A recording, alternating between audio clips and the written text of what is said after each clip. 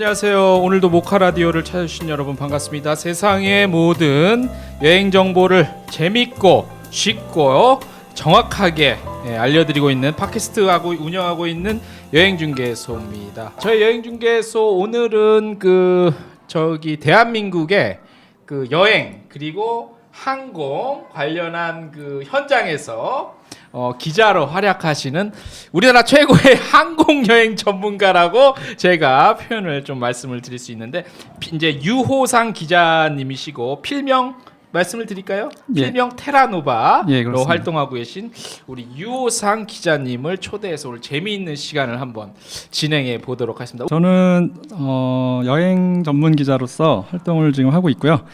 전 세계를 돌면서 여행과 항공을 동시에 커버하고 있는 유호상이라고 합니다. 잠깐 필명으로 테라노바가 필명이신데 이게 무슨 뜻이에요? 테라노바라는 사실은 지명도 있는데 네. 라틴어로 테라라는 거는 땅을 의미하고요. 땅. 그다음에 노바는 새로운 뉴라는 뜻입니다. 그래서 새로운 땅을 의미하는 거죠. 뉴랜드네. 예, 그래서 영어로 하면. 여행 쪽에 어울리는 필명입니다. 아, 여행 쪽에 어울리는데 발음은 약간 좀 꼬인다. 테라노바. 예, 카사노바 테라노바. 영상입니다. 예. 아무튼 반갑습니다. 자, 오늘 유 기자님이랑 한번 꾸며 볼 텐데 우리 여행 잠깐만. 최근에 저기 한번 다녀오셨죠? 에어쇼? 파리 에어쇼. 파리 에어쇼에 다녔습니다. 그게 뭐 하는 거예요? 파리 에어쇼가? 파리 에어쇼는 전 세계 최초로 에어쇼가 만들어졌을 때 생긴 에어쇼인데 프랑스 파리의 르부르제 공항이라는 곳이 있습니다. 예. 거기서 비행기와 관련된 비즈니스가 예. 거기서 이루어지고 또 사람들을 많이 모으기 위해서 예. 굉장히 많은 흥미 있는 에어쇼를 예. 벌이고 있습니다. 이게 비행기 하늘로 막 날아다니고 막 이런. 예. 거기서 이제 주로 화제가 되는 비행기들은 직접 실제로 날아다니면서 사람들이 이목을 끌고 있죠. 화제가 되는 비행기 이제 우리 전투기 같은 건 재미없으니까 빼고 우리 여행 다니실 때 예. 비행기 많이 타시는데 그런 비행기도 이제 이렇게 나오고 그러는 건가요? 예, 보기에는 이제 비행기가 크다 보니까 좀 생동감은 떨어지지만 어쨌든 많은 사람들이 오히려 관심을 갖는 거는 여객기인 것 같습니다. 그렇죠. 예. 여기 이렇게 새로운 좀 있었어요? 이번에는 새로운 기종은 없었습니다. 새로운 기종은 없고. 예, 알겠습니다. 자, 우리 유 기자님이랑 한번 얘기를 시작해 볼 텐데 일단 우리 또 항공 쪽 전문가시니까 비행기 타고 여행하시는 예. 지금까지 한 몇 개국 정도 다녀오셨어요? 글쎄요.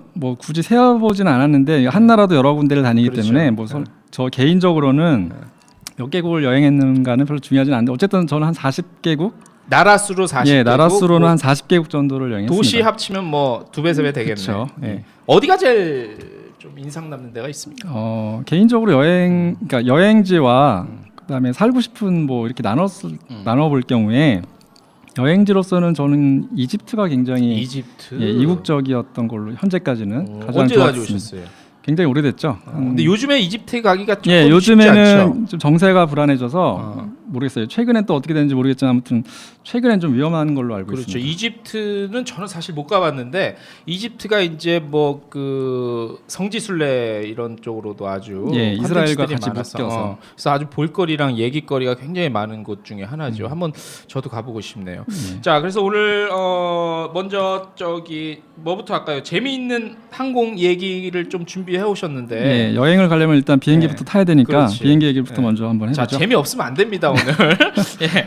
자, 여기 스튜디오에 많은 분들 오늘도 합정동에 위치한 모카 라디오에 많이 찾아주셨는데 여행을 우리가 해외여행을 우리나라 섬이다 보니 섬이나 다름없잖아, 그죠? 예. 섬이다 보니까 이제 비행기를 안 타면 또 해외여행을 갈 수가 없는 그런 안타까운 이 국가적 현실 때문에 비행기를 반드시 타셔야 되는데, 자, 그러면 우리 유 기자님이 겪었던 에피소드를 바탕으로 해서 재미있는 항공 이야기를 먼저 한번 좀 들어보겠습니다. 뭐가 좀 있을까요? 예, 비행기 관련해서는 물론 할 얘기가 많이 있습니다만 일단 여행객들의 가장 관심 사항은 비행기가 과연 안전한가. 항상 이렇게 불안한 느낌이 있는 게 사실이지 않습니까? 그렇죠. 그래서 비행기에 대한 불안에 대해서 한번 얘기를 해보고 싶습니다. 비행기. 사실 저도 많이 타지만 야 이게 혹시 이제 항상 그 비행기 타러 그 집을 나설 때, 예. 야 이게 내 인생의 마지막이 되면 어떡하지? 항상 이런 불안감 우리가 있어. 아무리 예. 여행이 즐겁고 뭐 설레기는 일이기도 하지만 예. 그런 면에서 아무튼 우리가 이제 그런 것들을 뭐 우리가 과학적 접근은 아니잖아, 그죠? 예. 과학 방송이 아니기 때문에 예. 그런 거 한번 좀 얘기해 주세요. 어떤 게 좀 있을까? 우선은 비행기 자체의 원리에 대해서 생각을 해보면 예. 많은 사람들이 비행기가 뜨는 게 굉장히 신기하다. 예. 또 그 무거운 비행기가 어떻게 떨어지지 않는지 예. 그거에 대한 그 자체가 아마 불안감의 시작이 아닌가 네. 싶습니다. 네. 근데 일단 비행기는 굉장히 그러니까 빠른 속도로 하늘을 공기상을 날기 때문에 비행기가 떠 있는 건 너무 자연스러운 현상이고요. 그게 자연스러워요. 예. 그래도 불안한데. 그래서 이제 많은 사람들이 불안해하는 부분은 네. 최근에 뉴스가 이제 비행기 사고에 대해서 많이 언급이 되다 보니까 예. 좀 어떻게 보면 좀 막연한 부분이 있습니다. 예. 근데 이제 가장 실질적으로 이제 와닿는 부분은 난기류가 아닐까 싶습니다. 난기류 그 우리 이제 뭐 그 비행기 타고 갈 때 막 이제 한참 밥 먹고 있는데 막그 승무원이 뭐 벨트매라고 그럴 때 그럴 때가 난기류 아니에요? 예, 그죠? 예. 그래서 이제 저부터도 사실 지금은 비행기가 위험하지 않다, 너무 걱정할 필요 없다 이렇게 얘기를 하고는 있지만 사실 난기류를 막상 당하면 모든 분들이 패닉이지. 예, 그러니까 뭐 난기류가 위험하지 않다는 얘기는 많이 듣습니다. 사실 근데 그 실제로 이러다가 정말로 그래. 떨어지는 나도 건 생각해. 아닐까? 예, 나도 계속 생각해. 흔들리다가 떨어지는 건 아닐까? 뭐 안전하다고는 하지만 이게 계속 이렇게 되진 않을까라는 그 불안감이 있거든요. 예. 근데 사실 난기류라는 거는 좀 비유를 하자면 우리가 자동차를 탈 때 예. 비포장 도로를 들어가서 예. 바퀴가 그 움푹 패인 도로를 달릴 때 차가 흔들리는 것과 같다고 보면 이해하기가 쉽습니다. 아 그러니까 이 뭐 이렇게 뭐 아스팔트 가다가 갑자기 뭐 흙바닥 좀 만나서 그거로 예, 통과하는 그 정도. 예를 들어서 우리가 뭐 도로에 차를 몰고 가다가 예.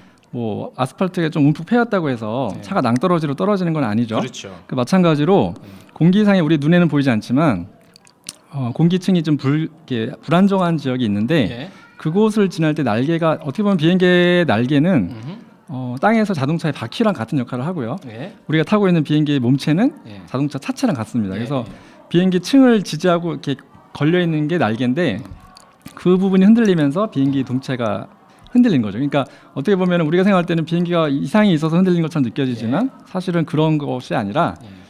순전히 그냥 비행기 그 공기층이 예. 좀 불안정한 부분을 가는 것뿐이다. 예. 이렇게 생각하시면 될 것 같아요. 그러니까 필요 이상의 우리가 또 즐거운 여행인데 필요 이상의 어떤 그 불안감에 시달리면 또 여행 망치잖아, 예. 그렇죠? 예, 그래서 뭐 굳이 뭐 그런 거예요. 우리가 잠깐 이제 또 항공 전문이시니까 설명을 해주셨고, 자, 그 예를 영어 잠깐 우리가 잠깐 예. 한번 짚어보려고 우리 많은 그 저희 채널 저희 프로그램 그 들어주시는 분들 중에서 궁금해하시는 게 또 이게 뭐냐면 그러니까 비행기 탔을 때 좋은 자리, 뭐 비즈니스나 퍼스트는 그렇다 치고 우리가 일반석 앉았을 때 자기한테 가장 좋은 자리가 어디냐고 뭐 개인 차는 있겠지만 그래도 가장 이코노미석에서 가장 좋은 자리를 선택할 수 있는 권한이 있다. 그러면은 유 기자님은 어느 자리가 제일 좋으세요? 이거는 근데 굉장히 주관적인 부분이라서 근데 비슷해 다 예, 사람들. 뭐 하나로 얘기하기는 힘든데 제 개인적으로는 그 창가석을 굉장히 선호합니다. 어디요? 창가. 창가. 예. 그래서 창가를 선호하다 보니까 날개가 예. 이렇게 외관을 가리지 않는 예. 창밖을 가리지 않는 부분을 저는 가장 예. 선호를 하고요. 예. 그다음에 제 경험으로는 예를 들어서 뒷좌석의 승객들이 예. 간혹 가다 보면은 굉장히 그 좌석을 이렇게 두들리는 경우가 있어요. 예. 왜 두들겨 뒤에서? 그래서 제가 최근에 겪었던 에피소드를 보자면 예. 한 번은 제가 자면서 가려고 눈을 감고 있는데 예. 비행기가 처음에 앉았을 때는 그러지 않았는데 좀 어느 순간 시간이 지나니까 예. 자꾸 이렇게 시트를 치는 굉장히 충격을 계속 일정하게 주는 거예요. 그래서 이게 도대체 제가 뒤돌아서 화를 내기 전에 도대체 무슨 일을 하면은 이렇게 계속 일정하게 시트를 두드릴까 굉장히 궁금했거든요.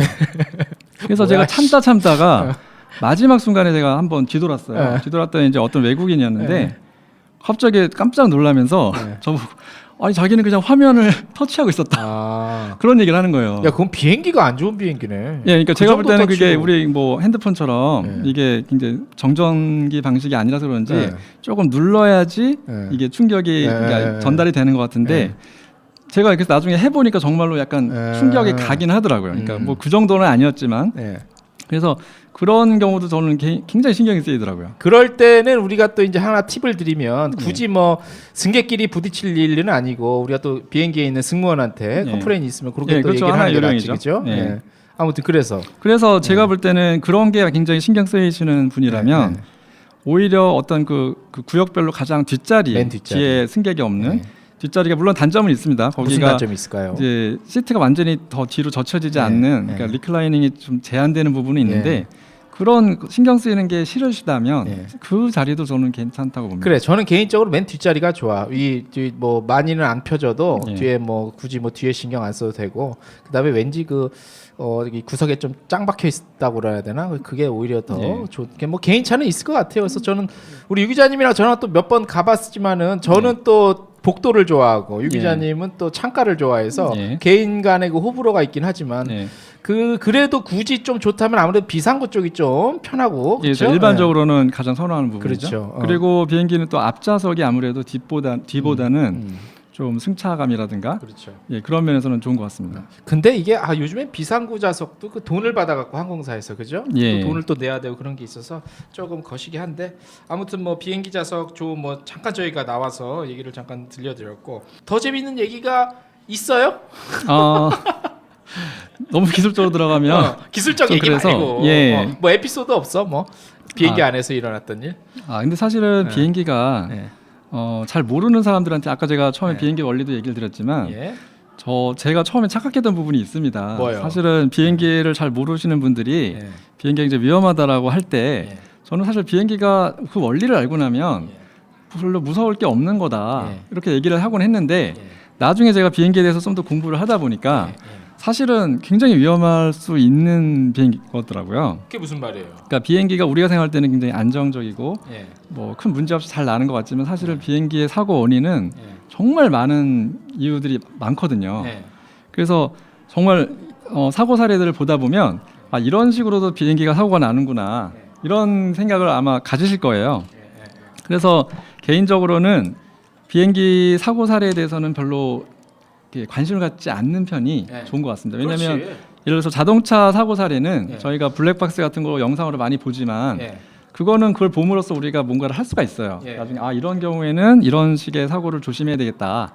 그런 게 도움이 되는데 비행기 사고 같은 경우는 저희 그 승객의 입장에서는 아무것도 할 수 있는 게 없거든요. 그렇지. 오히려 이게 득보다는 실이 많기 때문에 비행기 사고 사례를 보지 않는 게 저는 하나의 팁이라고 속 편하게 생각해요. 할 수 있다. 그러니까 정말 제가 일일이 여기서 말씀을 드리지 않겠지만 네. 굉장히 기상천외한 사고 사례가 많거든요. 그렇죠. 근데 이제 한 가지 제가 말씀드리고 싶은 거는 여행을 많이 다녀본 사람으로서 예를 들어서 저희가 비행을 많이 하다 보면 제일 번거로운 것 중에 하나가 짐을 항상 짐 검사하는 네, 거가 되게 네. 짜증나고 시간도 오래 걸려서 그렇게 생각을 하시는데 그 특히 배터리 같은 경우 네. 뭐 분리가 됐냐 안 되느냐 따지고 하는데 사실 그게 굉장히 중요하거든요. 네. 그래서 자신이 탄 비행기가 만약에 배터리 하나로 인해서 어떤 사고가 발생할 수 있는지를 안다면 그 부분을 짜증내지 않고 협조할 수 있지 않을까.